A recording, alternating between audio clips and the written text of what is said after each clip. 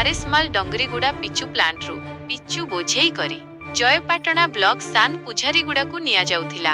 बीजमरा निकट रे हायोबार चक फाटी जिबा जोगु डीजेल टैंक रे निया लगी जळी जाईछि। घटनास्थल रे जयपाटना अग्निशम विभाग कर्मचारी पहुंची निया को आयत्त करथिले। कलमपुर पुलिस थाना अधिकारी विशंबर कहर, एसआई शिवशंकर महांती एवं बड़कुट्रु पुलिस फांडी अधिकारी असित कुमार पंडा पहुंची घटनार तदंत आरंभ करिसंती।